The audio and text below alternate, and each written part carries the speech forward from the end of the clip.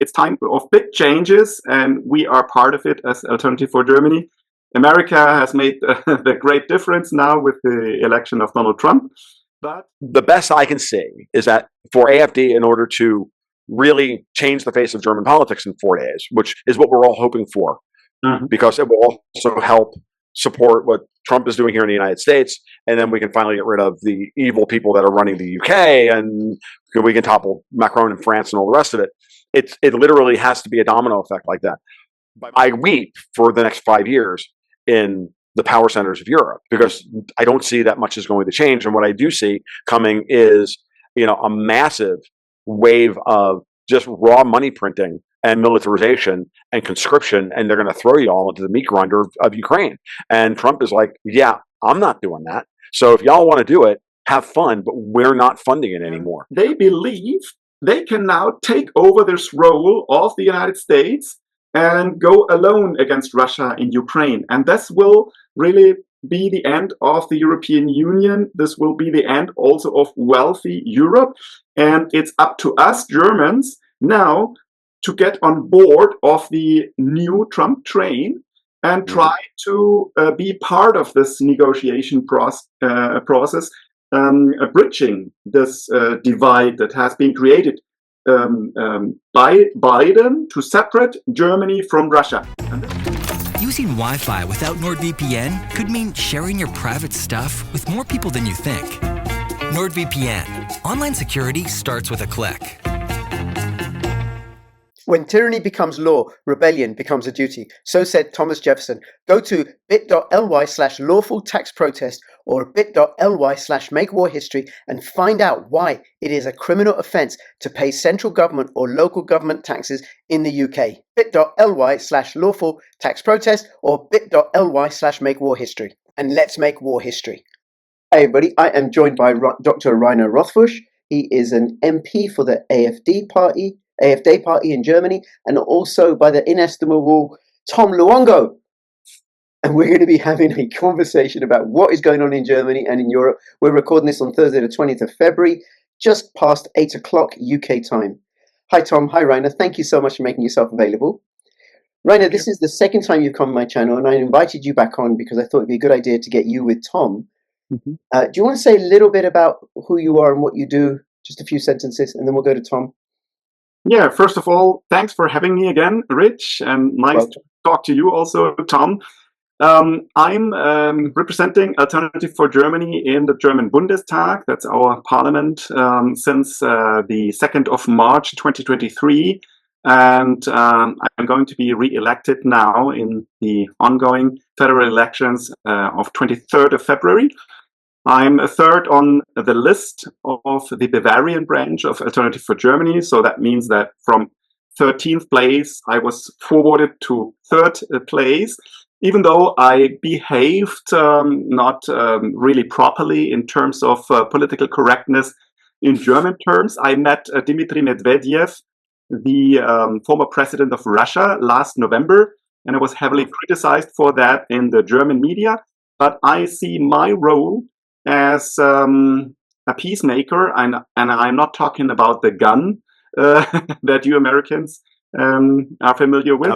Yes. I'm talking about preparing ways to find peaceful coexistence in Eurasia, not only in Europe, but in Eurasia, through cooperation, through diplomacy, but also through peace and understanding between people. So I'm the founder, the inventor and founder of the peace tours to Russia under the motto Druzhba, that means friendship between peoples. And in 2016, for the first time, we went with 70 cars, one coach, a huge bus, 10 motorcycles, 265 people. We went to Russia from Germany and wanted to send out a signal. We don't want to go to war with you. That's what our media already signaled since 2014 at the latest. We want to get to know you. We want to have exchange with you, just as we started after World War II and built friendship inside Western Europe. And so that was also what brought me into politics. That was also what brought me into specifically Alternative for Germany. because traditionally we have this position that we say we also want to have good relationships towards the East and not only transatlantic partnership. And we always rejected the sanctions on Russia. And so I immediately saw, okay, if I want to go into politics, the Alternative for Germany, for me, is without alternative.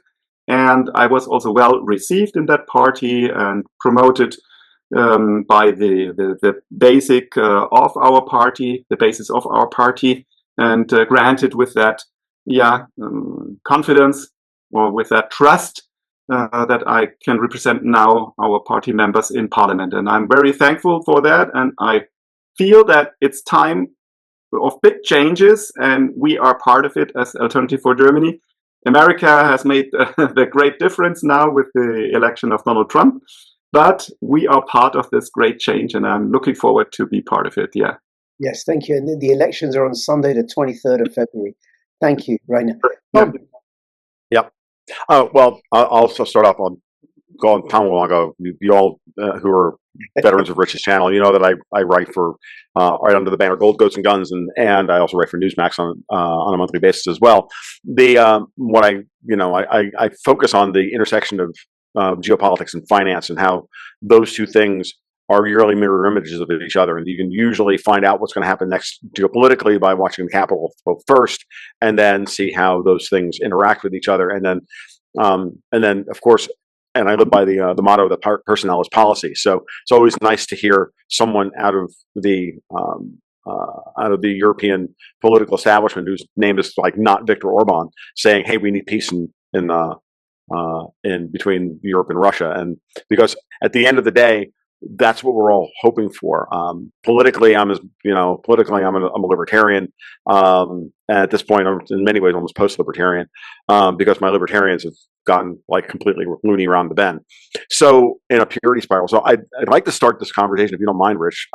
Let's just deal with the 800-pound gorilla in the room. How well do you think you guys are going to do on Sunday? And how accurate do you think the polling is?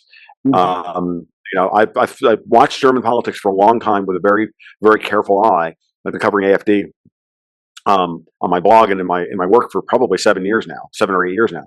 So to see how this is moving, and it looks to me like you finally crossed a major kind of threshold in establishing yourself as a major party within German politics. And I'll be honest, when I watch. When I see something like what's happening now, this election and the timing of this election, it says to me that the establishment is worried, and that what they're trying to do is set an upper limit on you, because it looks to me like momentum is shifting in your direction, and so the best way to deal with that is to reset the Bundestag. And I've seen this. They've seen them do this in Spain and Italy, everywhere. We're watching it in Canada right now. Same thing is going on. Call for snap elections early to blunt the rise of a populist party, so that you can set them at a position that's lower than their actual support. Is that what you're seeing? Is that what you feel is going on right now? And how well do you think you guys are going to do this weekend? Yeah, that could be part of the story, that they want to have this election 6 or 7 months in advance in order to keep us from growing even stronger.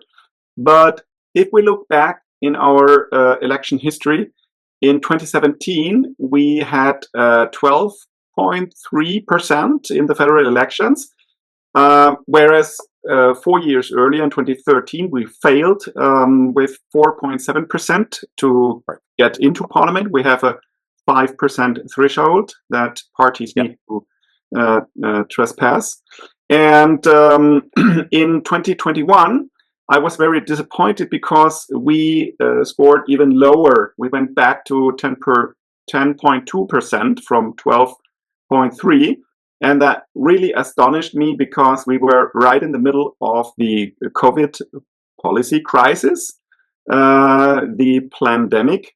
And I thought that all the people were already aware how catastrophic all the policies were to counter this flu. I mean, this is official figures. We know it nowadays officially. I knew it before.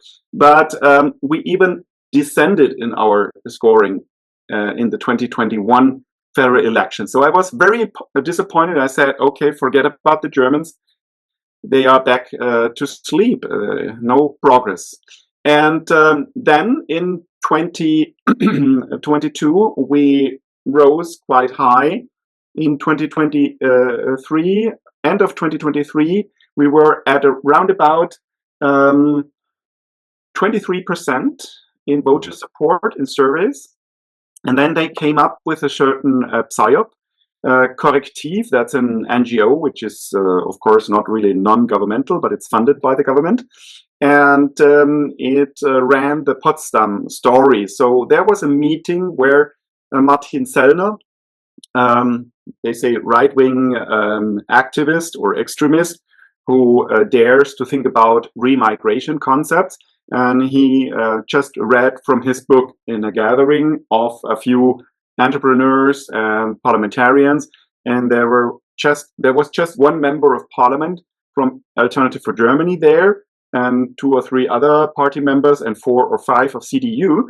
But they really created a PSYOP, reported in the media about this gathering as if it was a Wannsee 2.0 conference to think about ways how to get rid of all the migrants and all Germans with German passport and migration background. And people believed it. 1,300 organizations took to the streets and mobilized 2 to 3 million people.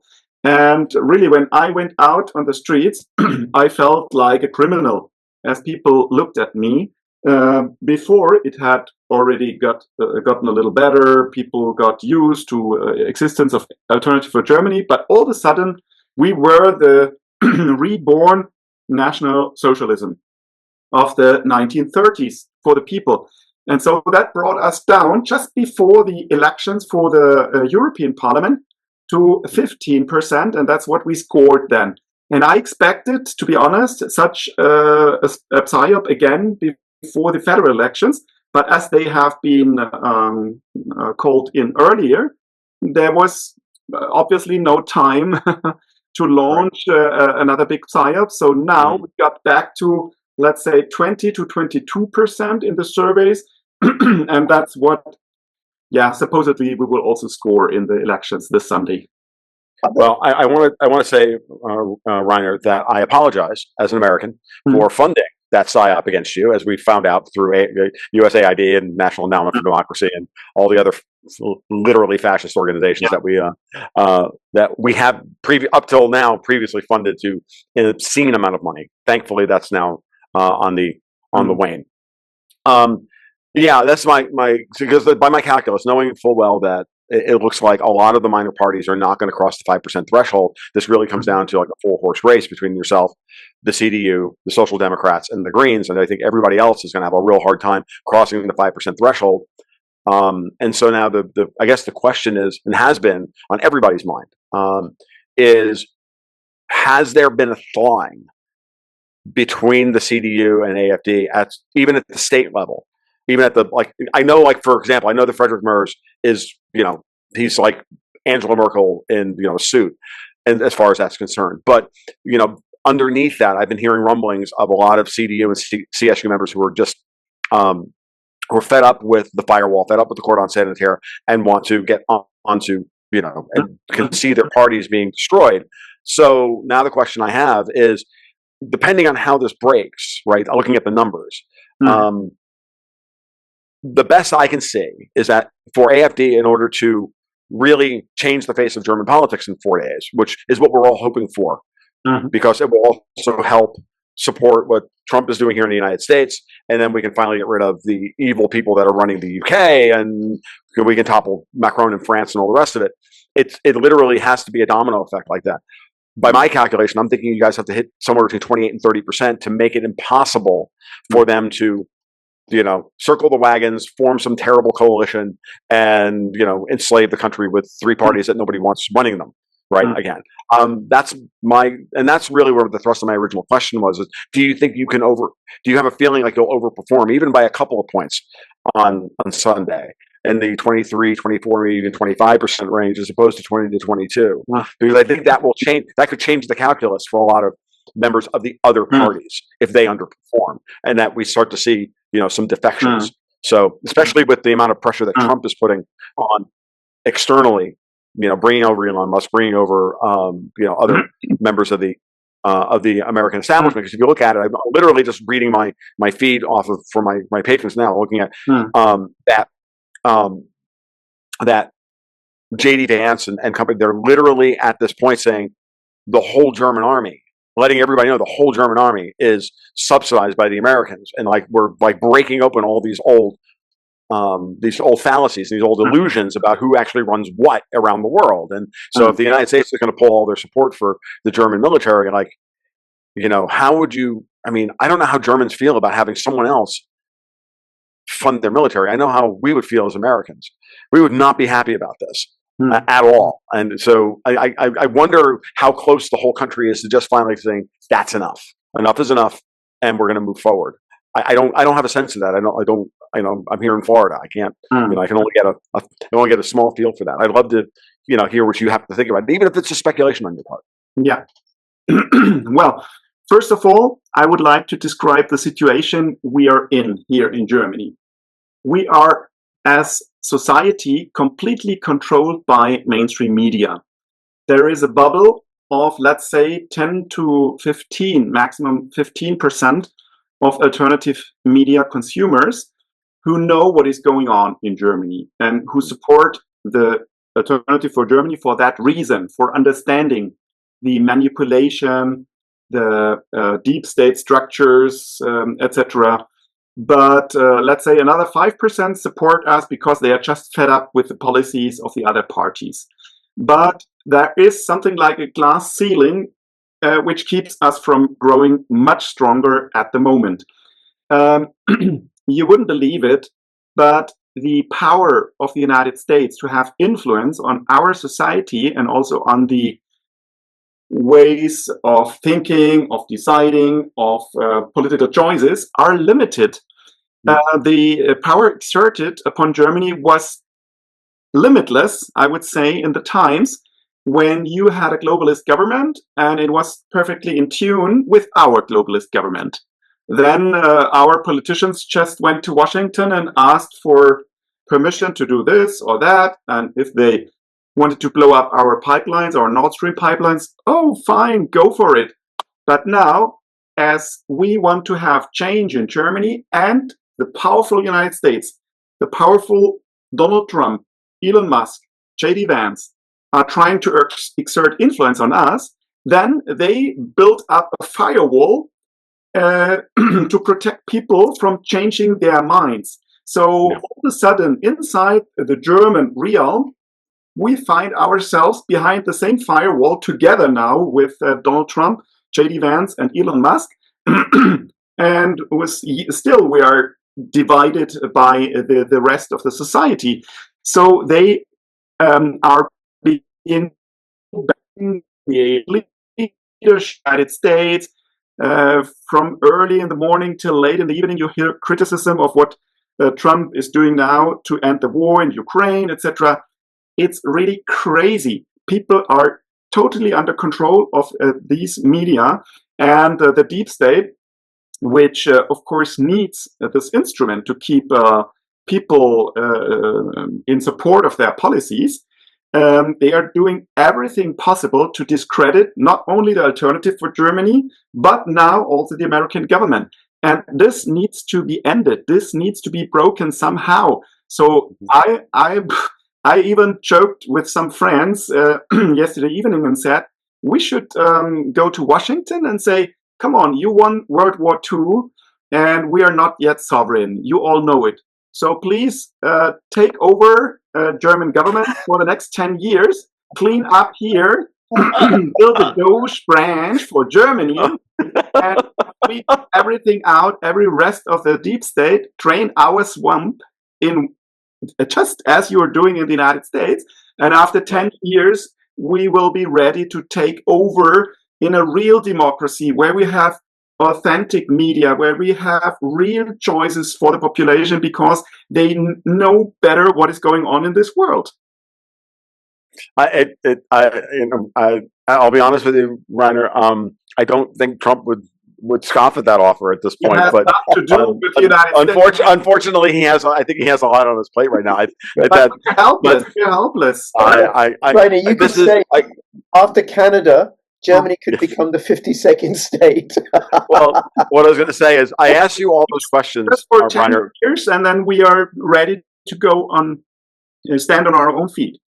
Yeah, no, I asked you those questions in the hope that you would give me a different answer than you gave me, but that was the answer that I was expecting, unfortunately. But I have to hope, because we here on this side of the pond, especially for those who are awake. I mean, truly, if you say there's 15% of the population that's like truly awake to what's going on in Germany, well, it's not that much higher here in the United States.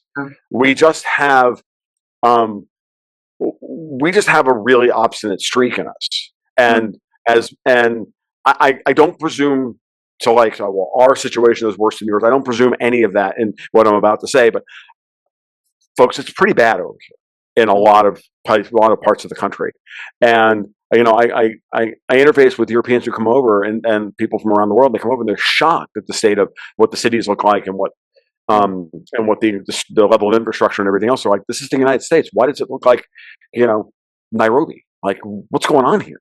And I'm like, globalism, communism, and in short, call it whatever you want. Like, they've been extracting the wealth of this country for a long, long time, and they're doing the same thing to y'all, and it's disgusting. And I'm beginning to see. I'll be honest with you, that it's starting to really crack. The facade, even in the United States, is beginning to crack, as Musk and company just uncover just the egregious amounts of fraud, waste, deception, all of it, and then force their opposition into the opposite position, which is to say, we're going to defend like people who are 360 years old collecting Social Security. Like, how do you do that with a straight face? Unless you're literally on the take, obviously.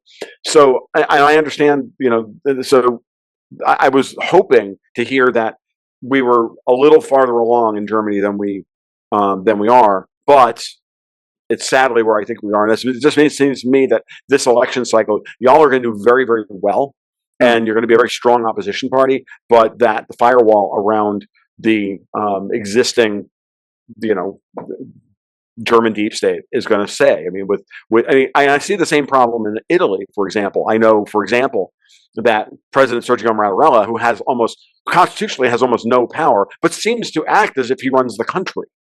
Right, and we've watched him interfere in the process of coalition building and everything else. And I've watched Steinmeier, your president, do the very similar things at times, and it's very frustrating. But it's very obvious that there are outside forces who, I call them Davos, but that, and I'll be honest with you, and at the same time, there's also a very strong old British remnant that has their hands up the backsides of every Green member of the Green Party, which is leader of the Green Party, which is clearly obvious that they are nothing more than, in my mind, an extension of MI6.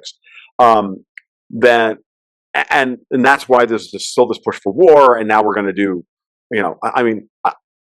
I weep for the next 5 years in the power centers of Europe, because I don't see that much is going to change. And what I do see coming is, a massive wave of just raw money printing and militarization and conscription, and they're going to throw you all into the meat grinder of Ukraine. And Trump is like, yeah, I'm not doing that. So if y'all want to do it, have fun, but we're not funding it anymore.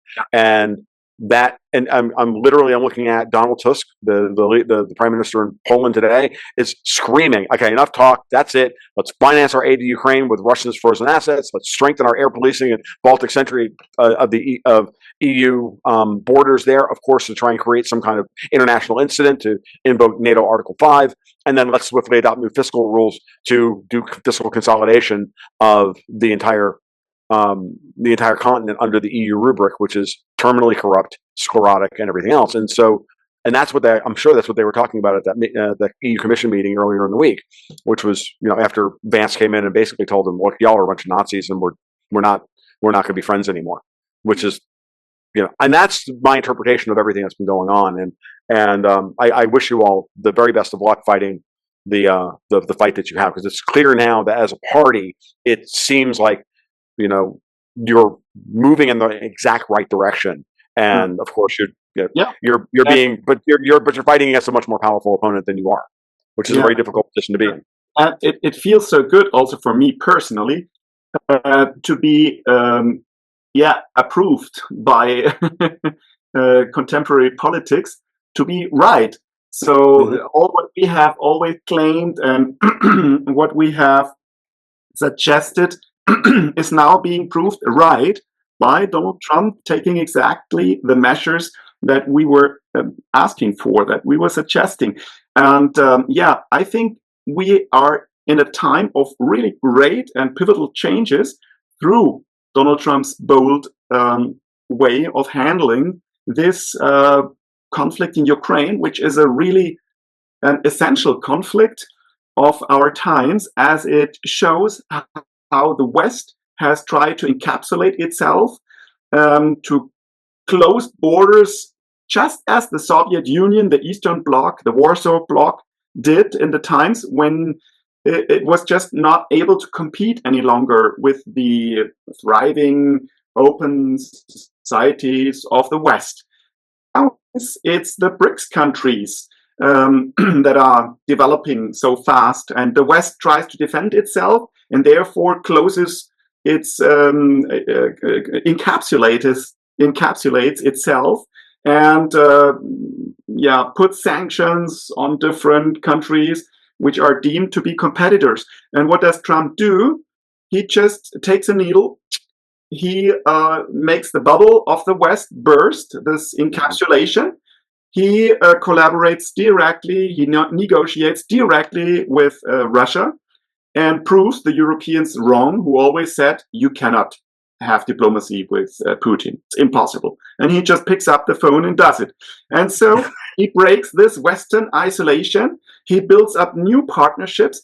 He effectively makes the United States a part of BRICS. He makes the United States as part of a new multipolar world. And that's what we are always calling for. And so now the question is, what will the Europeans do? And I know they are so stupid, they are so ideologically stubborn, and they do not understand the developments of our times at the moment. So they will keep this encapsulation of the West. They will try to limit and focus it and increase it even inside the EU. They will try to use the EU as their new structure, their new platform, their new bridgehead for globalist interference in the world.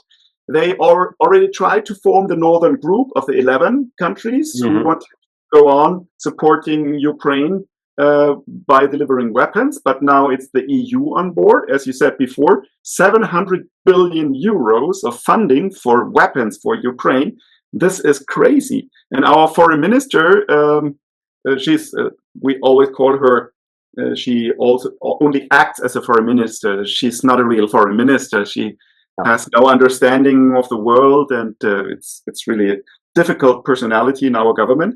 But they believe they can now take over this role of the United States and go alone against Russia in Ukraine. And this will really be the end of the European Union. This will be the end also of wealthy Europe. And it's up to us Germans now to get on board of the new Trump train and try to be part of this negotiation process,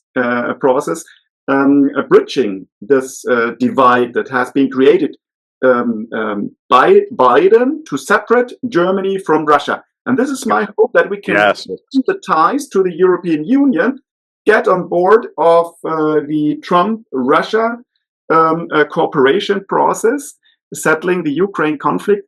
But this is something that is only possible through the Alternative for Germany. And as long as we are not part of a government or not the leading power in Germany, at least we can be part of the political, political movement in this direction. And sooner or later, we will form the government, and Germany will be back in play, but in a partnership with the United States that is no longer isolating itself from the BRICS countries, from the rest of the world, as it has been. It's very astute analysis. If I can come in, please. Sure, absolutely. So I'm actually a bit more optimistic, Rainer. But it could also just be hope. It could also be hope. I'm not saying which is one letter away from cope and one letter away from mope, by the way. Just throwing it out there. Right. So one of the things I wonder is about how accurate are the polls? How reliable are they? And I'm drawing upon what happened in the UK with the Brexit referendum, because all the polls were like Brexit was going to fail, Brexit was going to fail. Also the 2016 polls for Trump, and then Trump seems through, and even recently with this election. So how reliable are they? How much are they a political tool of the establishment? And then I wonder, given I was listening to some British analysis about the incident in Munich, where a 24-year-old who arrived in the country illegally when he was 16 plowed through a union-sponsored demonstration and injured, 30 people. And this was this demonstration was set about by a union that was critical in motivating this AFD, our far right sentiment, anti-AFD movement. So how was that covered? I wonder how much, if there are people who are secretly going to vote for AFD, but they ain't going to own up to it because you have been so stigmatized and smeared. You are far right, you are neo-Nazi. Well, actually, I just think you're a bit conservative, really, from my previous conversation with you, right?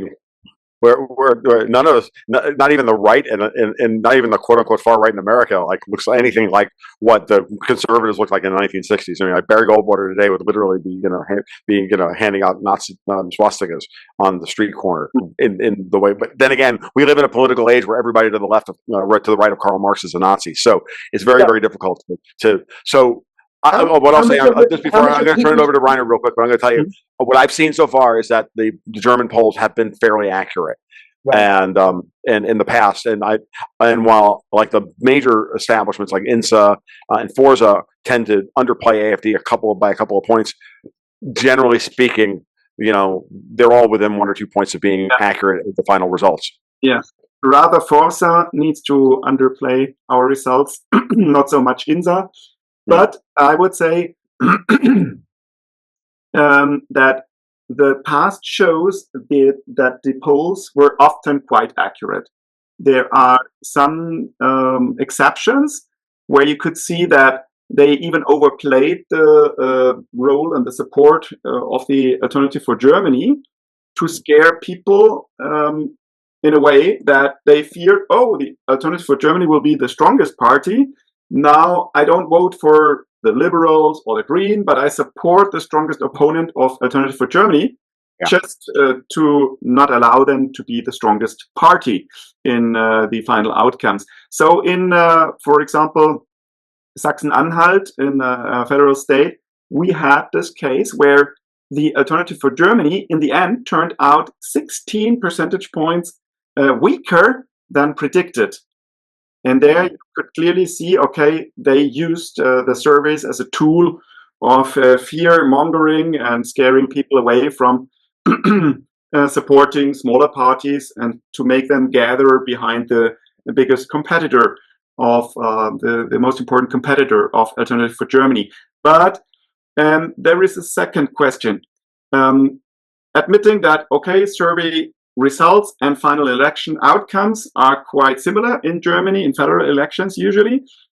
We still have to think about the possibility that the surveys are somewhat controlled, and in the afterwards the election results are adapted to those survey results, just as a self-fulfilling prophecy through a fraud. And I'm not sure what the extent of fraud is in German elections, but we all know that there is no election without fraud. I mean, it can be minimal, it can be huge. I always told people when they asked me, do you think that Donald Trump will win the 2020 elections? I said, it just depends on how far they got already in eliminating the biggest voter fraud system in history. That's how Biden called it once. He wanted to say something else, but yeah, that's the real thing. And I guess in the United States, you were in the range of 10 to 20 millions of stolen votes or fraud. Maybe in Germany, it's much, much less, but I don't know. It can be at the local level. We have so many people who really think it's my duty as an honest citizen, as a concerned citizen, to go out to the streets and tear down the AfD boards where we make our advertisements. And they really think it's their duty to do that, to save democracy against these upcoming new national socialists. I mean, we are everything but socialists, but people don't care. Media tell them that we are just like Hitler, and so it must be right. And these people, of course, also volunteer in counting the votes at election night. And so we know it from some people who took to the election, to the voting rooms and observed them, and they found a fraud there. And they also admitted, oh yeah, I was wrong. It's a valid vote. It's not invalid. And that happens. That happens. Yeah, no. What I heard recently, because again, I have a patron or two. I have a couple of patrons who are German who feed me the news on a regular basis, and give me the quick bullet points and the links, which I rarely have time to go through chapter and verse. But one of the things is apparently in Saxony, on the day of the Saxony elections last fall, I noticed that the Greens got 5.1% of the vote. I'm like, oh, that's fraud.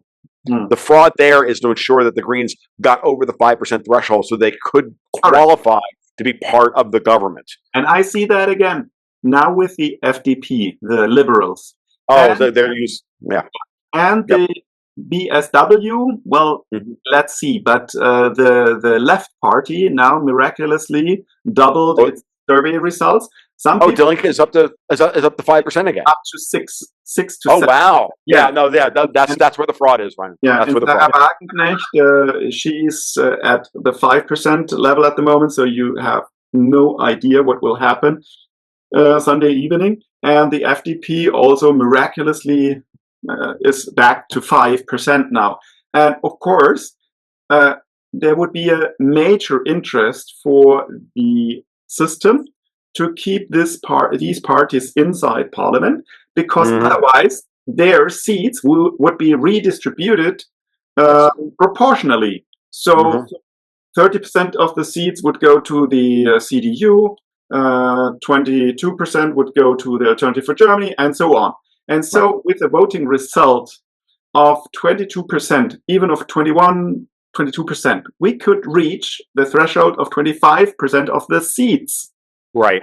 And that would enable us to decide individually, independently about, how do you call those commissions who dig deeper into scandalous political processes. Right. Oh, if you get above a certain threshold, you have the ability to call into question. Yeah. Like an inquiry. Yeah, inquiry commission. Exactly. Oh, wow. And we already announced that the first inquiry commission would be about the COVID policies. And they fear that a whole lot. And in the coalition negotiations in Austria, where the FPÖ turned out to be the strongest party, our sister party, they are always about 10 years ahead of Germany. Like the East is about 10 years ahead of the West in terms of understanding and voting for a conservative, patriotic party not controlled by the globalists. Yeah, and the ÖVP, which is the sister party of the CDU in Austria, they said, okay, we can have a coalition, but no inquiry commission on the COVID policy. Oh, wow. So that was very, very vital for them, essential. And we think that they will help the smaller parties to cross the 5% threshold in order to prevent the seats of them to be redistributed to Alternative for Germany and reaching the 25% of the seats threshold. again, it's really nice to hear from somebody on the inside all this. I mean, I did the strategic work on all this stuff. You're looking at the map and just looking at the polling and everything else. And I said, this is what they're going to do, and because I've seen them do it in other places, but it's really good to hear it that within AFD what the actual score is, and to hear it, it's quite the point. It's like everything else. We saw it here in the United States for years. How you couldn't get it through people's heads that there was election fraud, that there was this, that there was this, that there was that. And then eventually, slowly but surely, we're going to put facts in front of you now. Well, facts don't matter when people are ideologically possessed. But eventually, when it comes to their neighborhood, and it's their ox being gored, at that moment, that's when they go, oh, wow. Yeah. Okay. And then, then you have to kind of play the generous game. Okay. It's okay. Come on in. We're not evil. We're not gonna hurt you. Come on in. The water's nice over here. It's warm.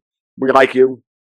We understand where you were. You're not there anymore. Move on. And it's very, very difficult. Yeah. It's a very difficult process, and it's gonna be generational. What I've noted here, the same thing the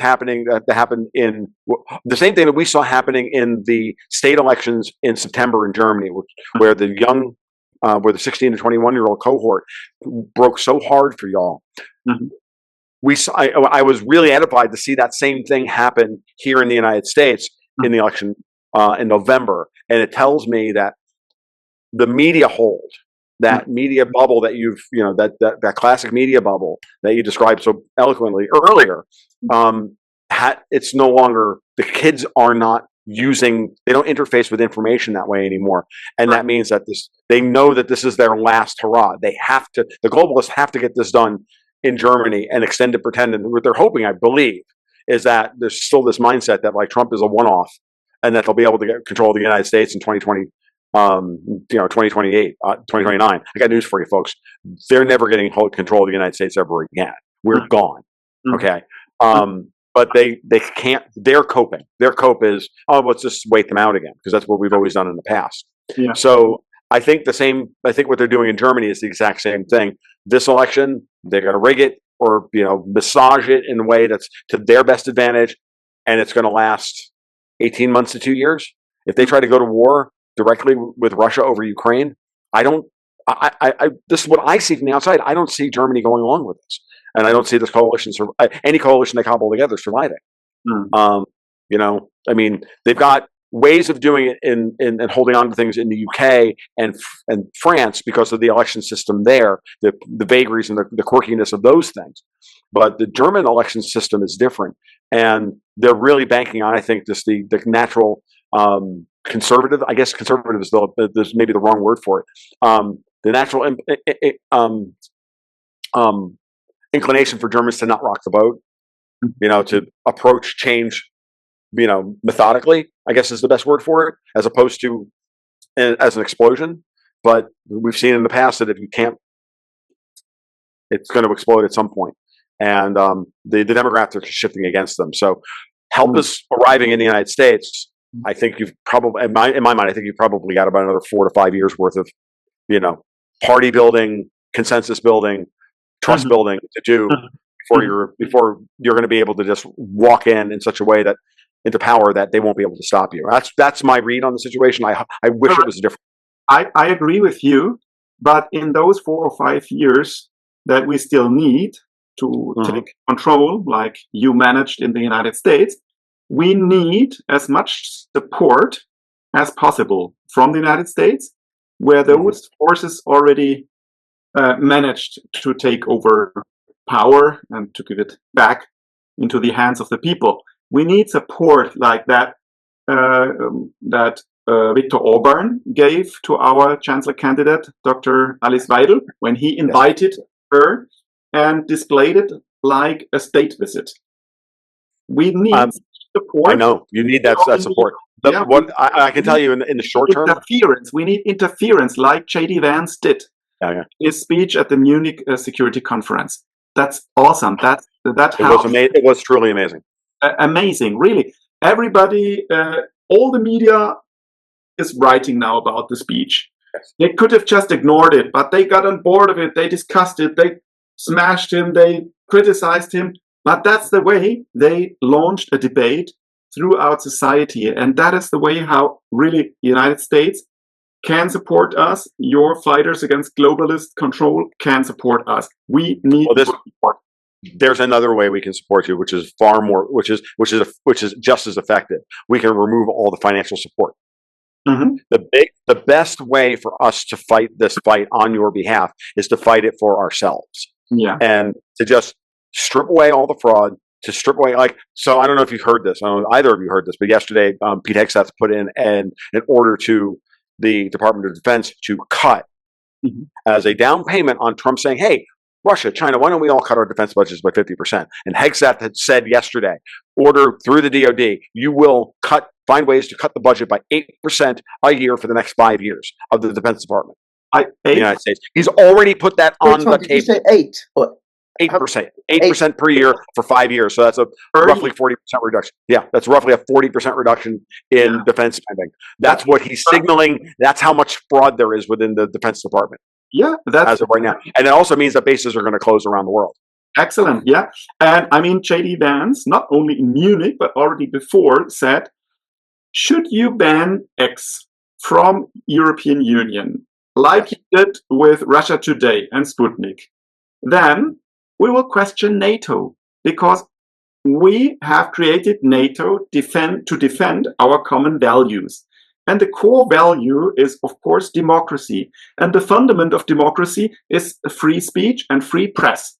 And he repeated that in Munich now and said, if you are afraid of your voters, then there is nothing America can do for you. What does that mean? That means NATO is in danger. And that would be the most excellent move I can imagine, to break up NATO, to withdraw from NATO as United States, if Trump continues to receive so much harsh criticism from his other NATO allies, then he should go his own ways, build up a new security infrastructure which cooperates with the so-called enemy instead of opposing him by maintaining an arms race. He could save so much funding invested into pensions, into education, and just into tax reduction. And Russia could do the same thing. China could do the same thing. And I'll be honest with you, you've already heard from the European Commission what their response to this is: 700 billion euros in order to build a new security architecture, which they want to fund through Eurobonds issued through the European Commission, which is how they're going to go for fiscal integration, and they're going to force everyone to eat at the trough, and they're getting ready to depreciate the central bank, the member state central banks. Not that I'm a fan of central banking in any way, manner, shape, or form, but when you're in a war between central banks, you don't get rid of your central bank. You utilize it as a weapon and a tool. It's something I tried to explain to my libertarian brethren over at the Mises Institute in October, and they were very put out with me. That speech that I gave was not released to the public for this very reason, because they could not see it strategically, right? And that strategically the Fed can be used as a means by which to deglobalize currency arbitrage and all the rest of it, and actually start the process of erecting proper borders around each country and each economic bloc by reining the Fed back in, by setting interest rates at a certain level. There's many ways. I don't want to, I can go off on my hour-long sofa rant, which I'm not going to do, but I've got hundreds of hours on this and how this is going to get done and how it's getting done. But we have the same problem with the Bundesbank. We have the same problem with the Bank of Italy. We have the same problem at every level. They want the goal in the European Commission. Now it's very clear that they're not changing their operating parameters. I like to call their Gantt chart, their Microsoft project file over at Brussels. I call it Evil Corp Central. Like there's the Gantt chart, and on this date we're going to do this, and on this date we're going to do this. And if they do this, then we just shift this thing over here and we do it there. And that's the way they're operating, like as classic bloodless technocrats. And they're going to meet up against someone who looks at something like that and says, "Well, that's nice, but this is what we're going to do." And I was listening to a podcast from a friend of mine the other day, Pete Canones was, I was listening to one of Pete's shows, and he and his guests were talking about that this is the end of consensus politics, that we're now back to power politics. And the Europeans as a whole, and the Democrats in the United States and most of the UK are still operating under this idea that, well, no, consensus politics is the right way of doing things, not power politics. And because of that, this is where Trump is getting he triggers them so thoroughly. Putin believes in power politics. Xi believes in power politics. Trump believes in power politics. And you're still fighting with 20th century tools in a 21st century environment. And that's that mindset shift has not occurred yet. It's not going to occur with the current leadership that has been installed across Europe. And so Europe is going to have to hit rock bottom before it can rise again. And you're welcome to come along for the ride, but I don't see any appetite for that whatsoever. What I see is a whole bunch of vampires sitting around going, okay, whose blood do we get to drink next? What? There's no blood in the blood bank? What happened? Donald Trump took away the friggin' cookie jar, and there's no money in the cookie jar to buy blood. Now what? Yeah. But I would say that it's a very specific type of power politics that Trump displays at the moment. Because if you look at how he manages the internal affairs, you can see that he doesn't side 100% with industry, with the capital owners, etc. But the dividing line is the ethical values, I would say. So, for example, when it comes to the pharma industry, they will have a hard time in the future to prosper in the United States with vaccines, let's say, and medicine that harms people. So he sets ethics first and then says, okay, you can be on board and support our project if you really help people, if you improve health. Otherwise, you are out. And the same thing I see with power politics in terms of relationships with other nations, like with Russia. So he's not interested in using power politics to subdue, to oppress Russia. No. But he admits that Russia needs its fair place in power politics globally. And so he also here admits that the other partner, the opponent, has its own interests, and it's ethical, it's fair to take these interests into consideration, and not to use only the might of weapons, etc., but also this fairness of admitting the other side's interests. So that's what I see. It's a total shift in power politics, because this ethical values were never part of politics in the past, but it was just part of the narrative with which they sold the power politics. We protect democracy, we protect human rights, and that's why we have to bomb Libya, etc. Or we have to extract at pennies on the dollar all the mineral and energy wealth of the Sahel region of Africa. I'm looking at France here. Or it's an old colonialist mindset of universal serfdom for us and unlimited power for them. Yeah. And then wrapping themselves in the moral high ground, and then standing around and preening morally about how important they are. And the moral preening of people like Ursula von der Leyen and Annalena Baerbock and Robert Habeck, and I'm not just picking on the Germans here. This is the first names that came into my head, but Mark Rutte and Emmanuel Macron and all the rest of them it's over. Yeah. And Macron is probably the only member of that crew who understands what's actually happening, and he's also been chosen to truly lead what's happening. But they put the face of von der Leyen on it because she doesn't. Her husband isn't her dad or something, or whatever is going on with Macron and all of that. So like the reality is that it's also degenerate and it's also perverse, and that's and the fact that all this information is starting to come out into the world today is again another. It's all it's doing is accelerating that moment when everybody just says, okay, that's quite enough out of you folks, and you need to go now. and that's the end of it. And Trump is just is just ignoring them, and it's hilarious. And the way he's handling it as a geopolitical thing, I find it's almost like he's doing stand up at this point. Like, I can't wait for Keir Starmer, the British Prime Minister, to show up next week and try and shake him down. And Rich, what's coming, right? What's going to come? Starmer's not going to go hand in hand and try to schmooze Trump into saying and to do the standard neocon thing. No, he's going to walk in with a bunch of old decrees and old treaties that were signed between the United States and the Crown, and going to say, you owe us this money. You have these obligations to us. And Trump's going to look at them and go, I didn't sign that. Go home. Go home, and you all owe us reparations for bailing your asses out in World Wars I and II. I've tried to keep it clean so far because I don't know Reiner. I've been actually on my best behavior so far.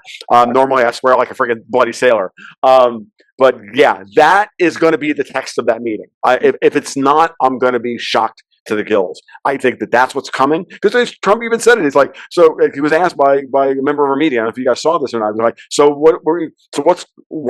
what's going on with your meeting with the Prime Minister Starmer next week? I was like, I don't know. He's the one who asked for the meeting. He's got something he wants to talk to me about. I have no idea. Which is literally like saying he's just not that important. He's only the British Prime Minister.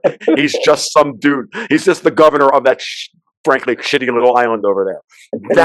But the thing about it is that since Trump is Scottish, and he has a real affinity, and I really do believe that there's a part of him that understands that we have to save Canada from itself. We have to save the Brits from themselves, and we're going to save America. And this is how we're going to do it. And we're going to do this. And by extension, of course, obviously, if you can deal with that, then we can deal with the betrayals within the German political system, and we can start breaking all these things wide open. Why do you think he sent Elon Musk over to flirt with Giorgia Meloni of Italy? I mean, come on, right? I mean, let's not kid ourselves. Like, this was clearly what's going on. And I have contacts in Italy as well that are telling me that, like, they're doubling down on the pressure, on the betrayal within her own coalition. Salvini and Matteo Renzi are going after her in ways, and Macron is putting in pressure from France as well. Like, it's really bad in Italy right now, and she's skating on thin ice. So we'll see. What she needs to do is just keep her head down and just survive. If she survives, that's winning. And I think for the Germans, I think you're probably in the same boat. Do your best to survive for as long as possible. And, Patton's coming at the Battle of the Bulge, and it's going to be a reverse Battle of the Bulge.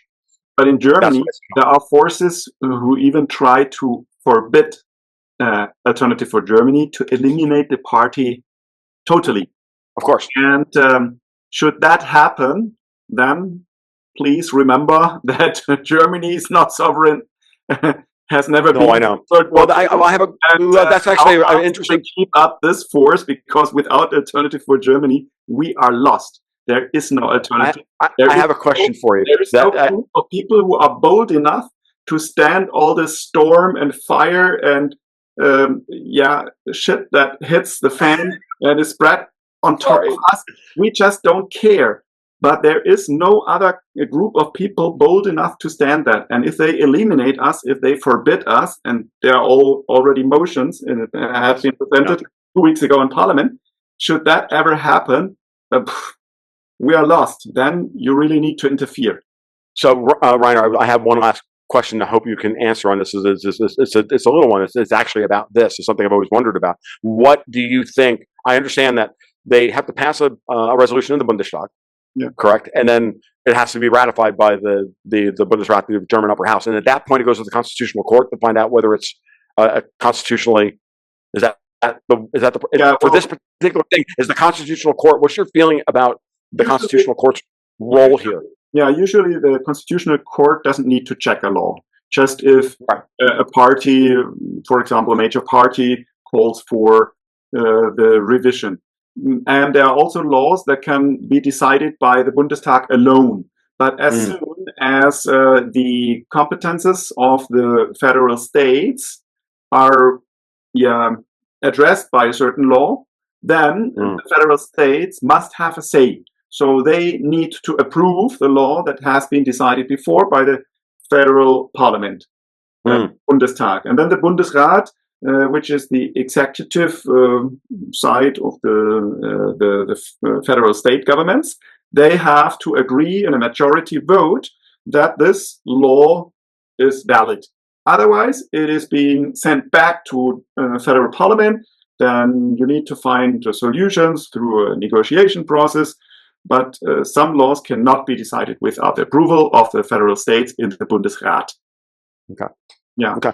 When I had understood about the process, that for whatever reason, for this particular issue, the banning of a political party, the Constitutional Court would have to sign off on this. I don't. Again, I'm no expert in German. Obviously, no expert in German political system. Go to court, and then the Constitutional Court would have the final say. Of course. Okay. So a decision of the Bundestag would not be enough there, and not either the approval of the Bundesrat of the federal states. So there we are always protected by the Constitutional Court. And so far, it was not possible to forbid a party of our size and of our with our program, because there's nothing really unconstitutional that they can find inside our program. But still, they just create this image and make people believe that it would be best just to forbid us. And about half of the population believes in that. Yeah, but what could happen is that Europe is driven into all-out war with Russia through escalation of the Ukraine conflict. And then all of a sudden, you can shift to the emergency mode of governance. And then you could say, you could argue that we're the same position as the Russian government, sides with the Russian government, colludes with Russian leadership, etc. Right. All of a sudden, you could just declare us as enemy of the state, endangering the security of Germany, being in conflict. We could be lost in a minute. So that would change everything, and that sounds to me like part of the plan. I wonder then about the role of, like, I know, for example, that former Chancellor Gerhard Schroeder is still a very powerful player. Is intimately involved in Nord Stream 2 because he was the man who helped shepherd the whole thing along, and I know that he's been coming out of for lack of a better term, retirement to try and deal with, to try and start brokering some sanity, and that the German industrial class is very upset with what's going on, but they don't seem to have they don't seem to have an advocate who's politically acceptable in the current situation, and that's why everybody feels the way they do. So I'll be honest with you, Rainer. As I go through and I look at what's happening in Germany, what I see, it seems so similar to where we were in the United States just 18 months ago. And the good news I can tell you is that with the right people in the right moment and the right coming together of the right set of events, that change happens quickly. And they may think that, okay, well, we'll get involved in the war we'll declare ourselves in a war with Russia over Ukraine, and then we'll use emergency powers to do what we want to do. And then they find out that you've got all the power in the world, and the people are not happy, and the people say that's enough, no more. And then it becomes it's like they stumble towards apotheosis, and then they crash and burn. We saw it here in the United States. Yeah, we saw. It's pretty much what we saw in the United States. Yeah, interesting to know that you see that parallel. Okay, Rainer, Tom, any last words?